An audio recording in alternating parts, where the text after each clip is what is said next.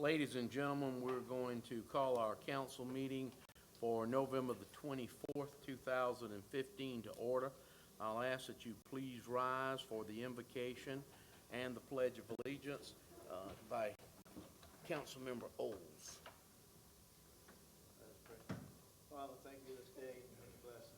God, we give special thanks to you for all we have. Let us not take it for granted. Lord, thank you for this week. May it be a memory, Lord. We should be so thankful for all your givings and what we have before us. Bless this meeting. Bless those here tonight and those who can't be here.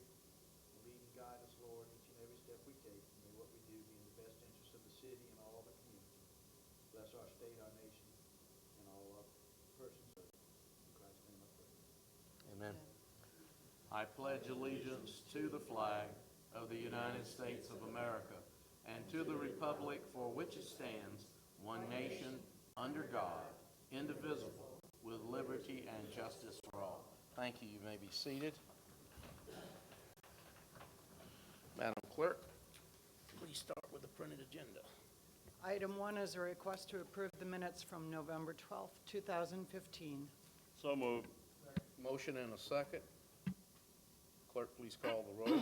Mr. Astle? Aye. Ms. Jerome? Aye. Mr. Brinson? Mr. Olds? Aye. Ms. Williams? Aye. Mr. Hart? Mr. King? Mr. Brown? Aye. Mayor Summy. Aye. Motion carries unanimously. Let's take items 2 through 4 by title only. Item 2 is the final reading of an ordinance rezoning the properties at 2530 and 2532 Midland Park Road from R3 mobile home residential to R2 multifamily residential. Item 3 is the final reading of an ordinance rezoning the properties addressed as 1912, 1916, 1920 Cary Street, and 1901 Lakeside Street from R3 mobile home residential to R2 multifamily residential. Item 4 is the final reading of an ordinance rezoning the property addressed as 7696 South Rail Road from R1 single-family residential to M1 light industrial. Move for approval. Motion and a second. Any discussion? Mr. Mayor, I'll be voting no on 3. Okay.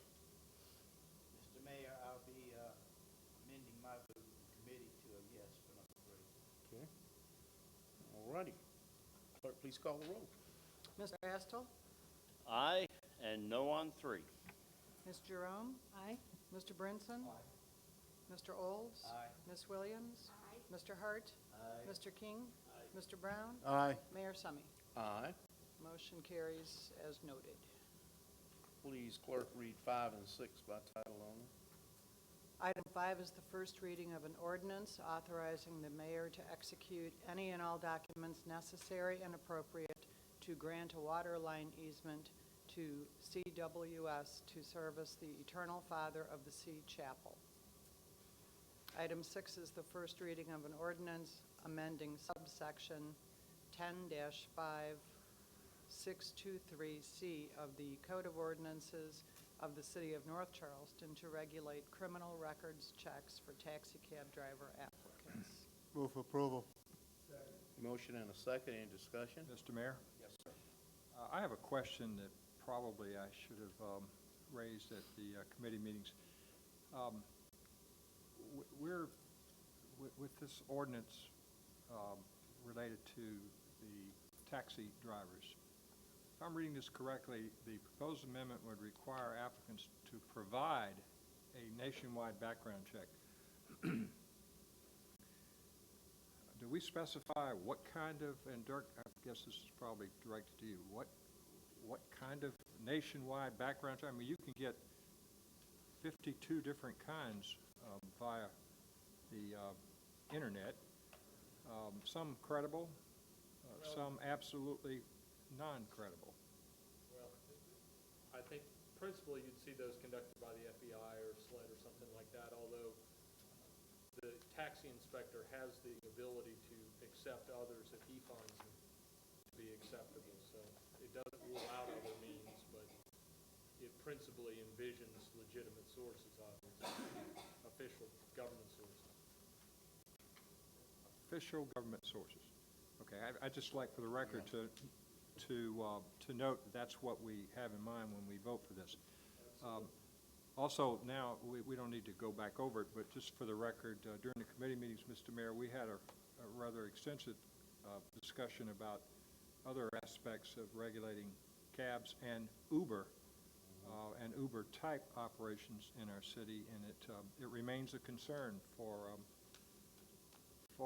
this council. Definitely does, and hopefully we could get the state to understand the concerns of the local governments. We've already had one incident where sexual assault occurred by an Uber driver, and there was no background checks done because there was not any that were needed under the Uber. And but we've got to get with the legislature to help us correct that error. Thank you, sir. Listen, Yes, ma'am. piggyback on Mr. Brinson, this Uber, aren't they the one that's gonna take over all cabs? They would like to. It's a system where you can call a cab or an Uber, and Uber will send you someone. It's prepaid up front, so that there's no money transition or anything. And a lot of the nightlife crowd really like to use it, and they've been getting a good bit of usage now at the airport. Well, they had it on the national news today that one of his famous news people, with his son, the cab driver passed him by, but right down the street, he picked up somebody else, so you know what I mean by Yeah. that. So the guy just said he'll be grabbing Uber or whatever, take over everything, and then these cab drivers can't just not pick up people because of their race. Yeah, I don't So are think they it taking will. over?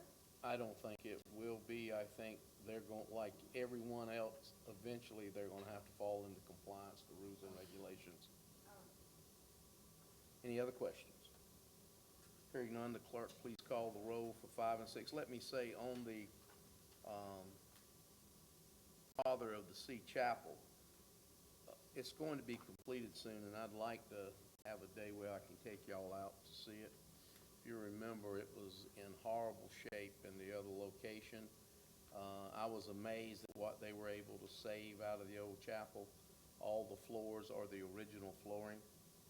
All the lights are the original lighting. They were able to rework them and make them fit into what it is. And there was some conversation about putting the pews back in or just putting some token pews back in where it could be used for other things other than the chapel. And I did an executive privilege and said no. It was designed to be a chapel. It was a chapel that a lot of the military personnel used to get married or went to pray before they went out to sea or what have you.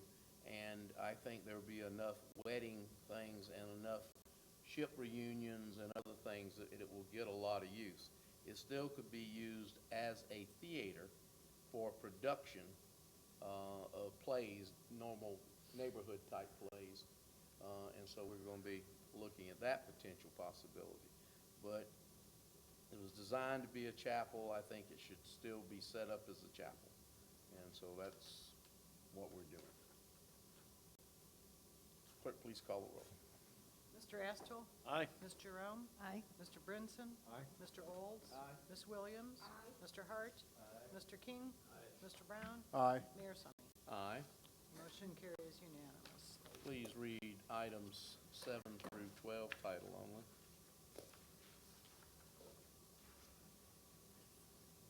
Item 7 is a resolution authorizing the mayor to execute a memorandum of understanding between the Berkeley, Charleston, Dorchester Council of Governments and the City of North Charleston regarding the Youth Demonstration Grant Project. Number 8 is a resolution authorizing the city to accept the South Carolina Department of Public Safety's Victim of Crime Act grant to support the hiring of a criminal domestic violence victims advocate. Number 9 is a resolution authorizing the city to accept the South Carolina Department of Public Safety's fiscal year 2016 Highway Safety Grant in the amount of $151,975 for the continued funding of 2 traffic enforcement officers. Number 10 is a request to approve the accommodations tax funding requests for 2016. Number 11 is a request to approve the bid award to repair and resurface the tennis courts at Collins Park Community Center. And number 12 is a request to approve the request to adjust the annual leave accrual for employees. Have a motion? Second. Motion and a second. Any discussion on any of the items? Hearing none, the clerk please call the roll. Mr. Estel? Aye. Ms. Jerome? Aye. Mr. Brinson? Mr. Olds? Ms. Williams? Mr. Hart? Mr. King? Mr. Brown? Aye. Mayor Summy? Aye. Motion carries unanimously. Item 13 is a request to reappoint by City Council to serve 3-year terms on the Arts Advisory Committee Laura Abel, Clyde Anderson, Patricia Buckley, Layla Fayal, Lawrence Millwater, Becky Millwater, and Angela Myers. Motion and a second. Any discussion? Clerk, please call the roll. Mr. Estel? Aye. Ms. Jerome? Aye. Mr. Brinson? Mr. Olds? Ms. Williams? Mr. Hart? Mr. King? Mr. Brown? Aye. Mayor Summy? Aye. Motion carries unanimously. And number 14 is a request to approve the reappointment of Judge Dowdy. Motion and a second. Any discussion? Hearing none, clerk, please call the roll. Mr. Astle? Aye. Ms. Jerome? Aye. Mr. Brinson? Mr. Olds? Ms. Williams? Mr. Hart? Mr. King? Mr. Brown? Aye. Mayor Summy? Aye. Anything else to come before the body? Mr. Mayor, Yes, ma'am. I just wanted to thank the women of Cusall Creek Club for doing a fundraiser to help the flood victims, some of the flood victims. I know it came from the heart, and I just wanted to personally thank them. Very good. We all concur. Anything else? I would just like to say to all my colleagues of council and yourself and staff, have a happy and safe Thanksgiving. Very good. Everybody out there, thank you very much. Meeting is adjourned.